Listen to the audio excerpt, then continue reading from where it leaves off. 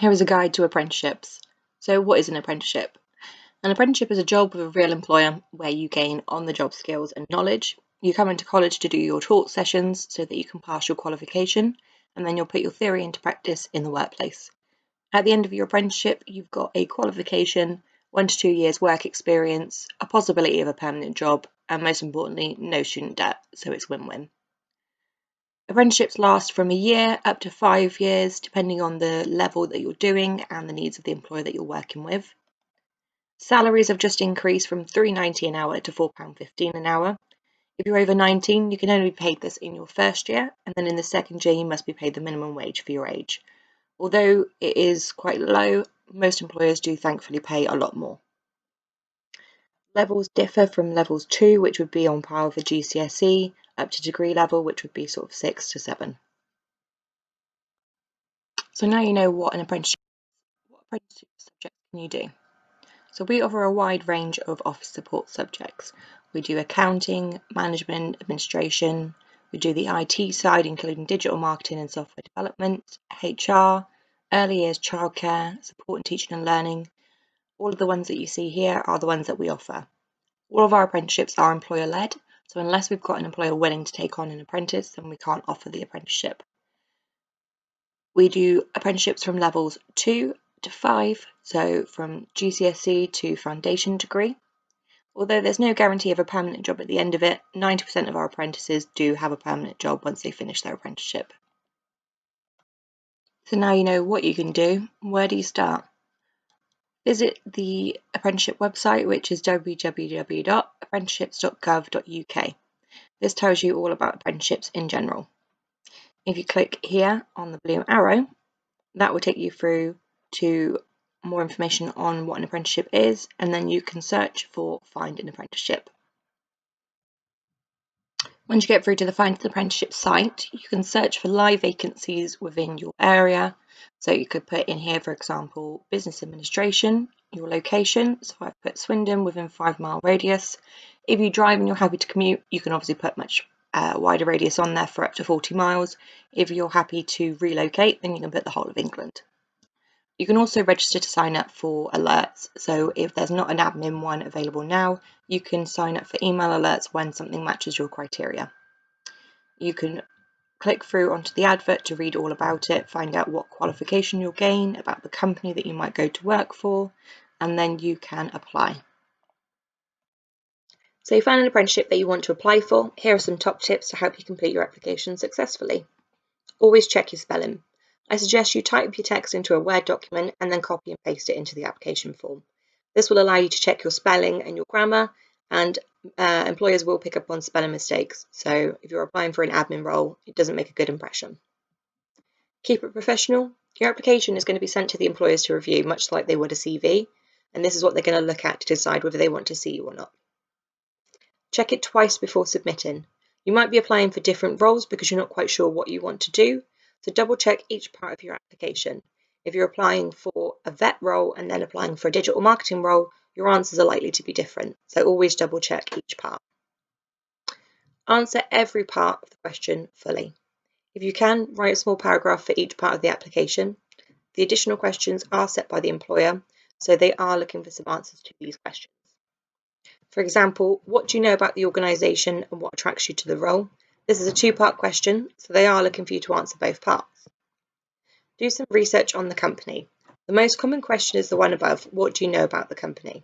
There is no excuse not to be able to answer this question because there is always a link to the website on the advert. Don't just look at the About Us page. They're not going to be impressed that you know how long they've been running for. Find out whether they've won any awards, what products and services that they offer. Are they releasing a new product? It shows that you've taken the initiative to look a little bit deeper. Qualifications. Make sure you always list your GCSEs and any further education qualifications. The minimum requirement for an apprenticeship is usually to have your Maths and English GCSE, so make sure that you list your results. Work experience. This doesn't necessarily have to have been paid employment, so you can include your work experience that you did through school, list any part-time jobs that you've done, any volunteer work that you've done.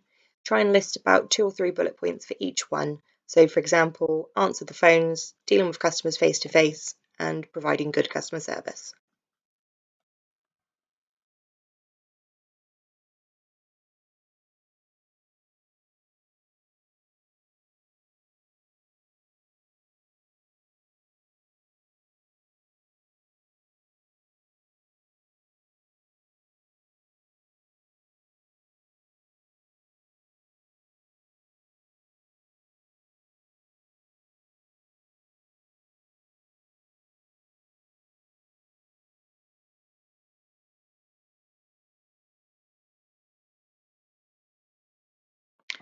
What happens after I submit my application?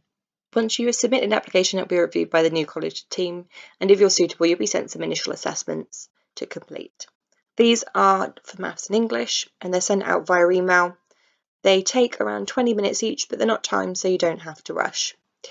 If you need to do functional skills because you didn't pass your maths or English, this is what we'll use to gauge your level that you're working at. You'll also be sent an enrolment form, which is a college application form like the one on the right, and a mental health and awareness questionnaire. So it's just a few questions on there so that we can help support you with any emotional needs that you have and do any referrals to the nursing and counselling team if you were taken on as an apprentice. So once you've completed the initial assessments, you'll be invited for a pre-screen interview at New College. If we're still on a lockdown, then this will be done via telephone instead. You'll be asked to bring in copies or send copies through via email of photo ID, so passport or driver's license ideally. If you don't have either of these, you can use your birth certificate.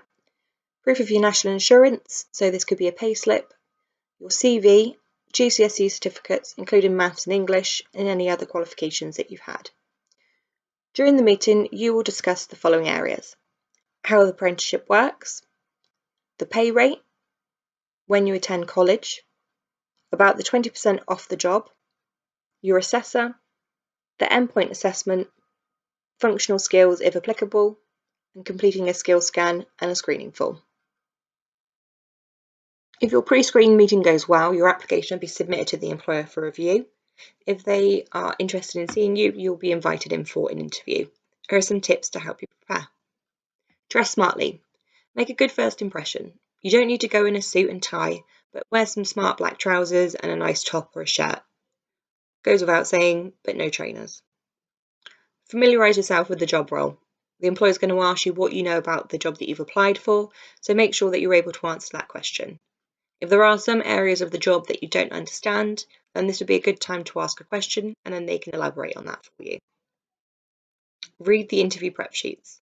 You'll be sent some sheets to help you prepare for your interview. This will include basic interview prep and some competency questions for the area that you have applied for, so please have a look at the sheets before you go to your interview. Have a look at the company website.